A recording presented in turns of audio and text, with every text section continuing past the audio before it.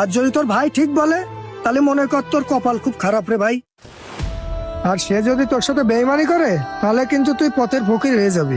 আমি এসব বিশ্বাস করি না। তারপর আপনি যেহেতু বলতেছেন সামনের মাসে আমি দেশে যাব। ঠিক আছে, এখন আর অত টেনশন করার দরকার নেই, চল দুপুরের খাবার খেয়ে আসি। ঠিক আছে চলেন। 1 মাস পরে বিদেশ থেকে বাড়ি আসার পরে কি হলো দেখুন। বড় ভাই, মাইশা, তোমরা সবাই কোথায়?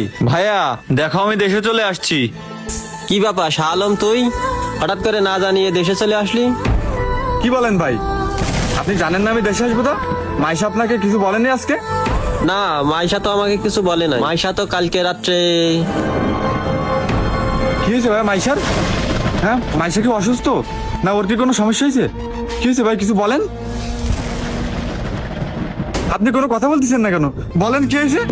ভাই আমার খুব টেনশন হচ্ছে, বলেন না ভাই আমার মাইশার কি হয়েছে ভাই? তোকে বললে কি তুই সহ্য করতে পারবি? তোকে আমি বিদেশ থাকতে বারবার বোঝানোর চেষ্টা করছি, তুই আমার কথা একবারও বিশ্বাস করিসনি।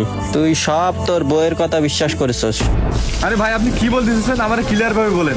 আমার এসব প্যারা মোটেও ভালো লাগতেছে না। আরে কি বলতেছেন আমি কিছুই বুঝতেছি না। গতকালকে তোর বউ একটা লোকের সাথে পালিয়ে চলে গেছে।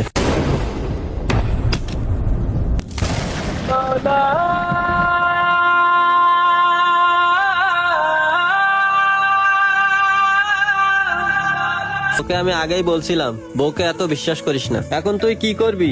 এখন তো তোর কিছু থাকলো না, তোর তো লাইফটাই নষ্ট করে দিয়ে চলে গেল। আমি তোর বউ সম্পর্কে কথা বললে তুই আমাকে শত্রু ভাবতিস, তুই আমার একটা কথাও বিশ্বাস করতিস নে। এখন বউকে অন্ধবিশ্বাস করে নিজের সবকিছু হারালি তো। যারা তো বিশ্বাস করে সবকিছু জান্নাতে করলাম, সে আমার সাথে এত বড় বেইমানি করতে পারলো? যার ভালো থাকার জন্য সেই দূর প্রবাসে গেছি। আমি ওর কোনো কিছুর অভাব দিইনি।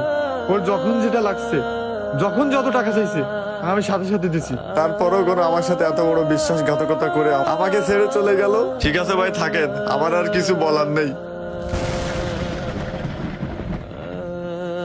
ভাই যারা প্রবাসে থাকেন কাউকে অন্ধের মতো বিশ্বাস করে নিজের টাকা পয়সা ধন সম্পদ কারোর নামে করবেন না, তাহলে কিন্তু আপনিও এইভাবে ঠকে যেতে পারেন। বেশিরভাগ প্রবাসী ভাইরাই কিন্তু পরিবারের লোকজনদেরকে বিশ্বাস করে সবকিছু তাদের নামে করে, কিন্তু দিন শেষে সেই সব প্রবাসী ভাইরাই বেশিরভাগ ঠকে যায়।